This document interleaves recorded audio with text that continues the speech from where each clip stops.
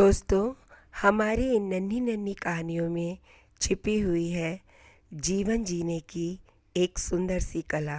कैसे हम अपने जीवन को सुंदर बनाएं। तो आइए सुनते हैं आज की शिक्षाप्रद कहानी, जिसका नाम है विजय कैसे प्राप्त करें। एक समय की बात है, एक तालाब में बहुत सारे मेढक रहते थे। सरोवर के बीचों बीच एक बहुत पुराना सा खंभा भी लगा हुआ था। खंभा बहुत ऊंचा था और उसकी सतह भी चिकनी थी। एक दिन मेढकों के दिमाग में आया कि क्यों ना एक प्रतियोगिता करवाई जाए।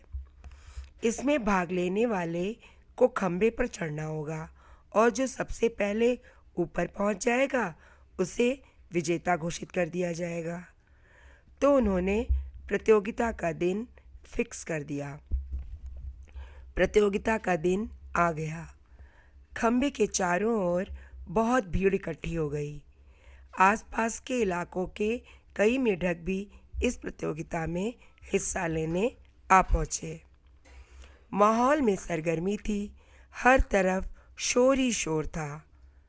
प्रतियोगिता शुरू हुई, लेकिन खंभे को देखकर भीड़ में से किसी भी मेढक को यकीन नहीं हुआ कि कोई भी मेढक इस खंभे के ऊपर पहुंच पाएगा।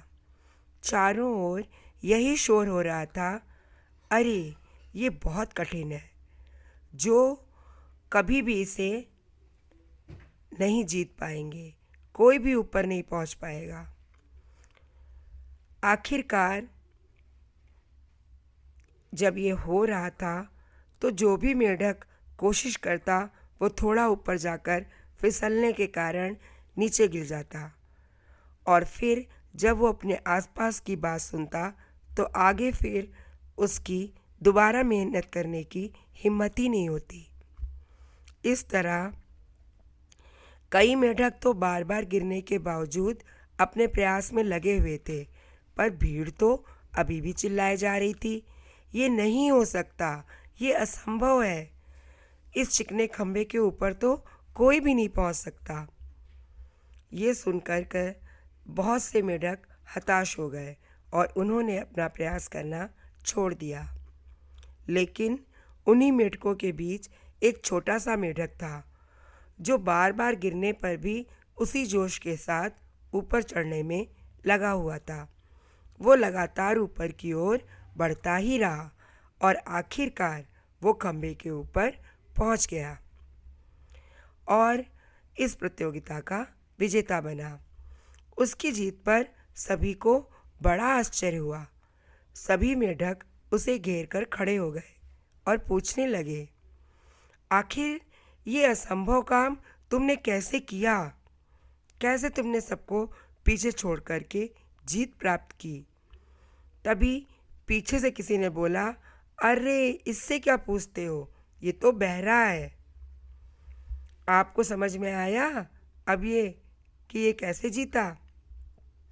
जी हाँ, उसके आसपास जितनी भी आवाज़ें आ रही थी उसने एक भी नहीं सुनी और इसीलिए वो नकारात्मक नहीं सोच पाया और अपने लक्ष्य पर ज़्यादा फोकस कर पाया और अंततः वो जीत गया।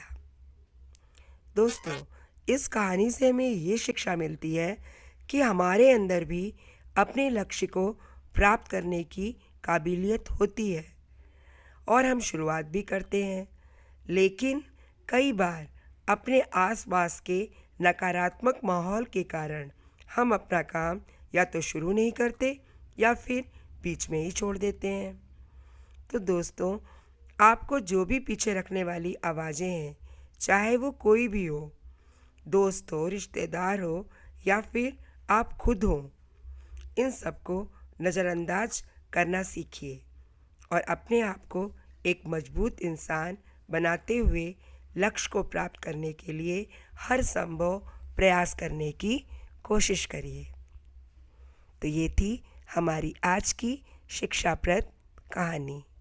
कैसी लगी कमेंट बॉक्स में लिखकर अवश्य बताइएगा।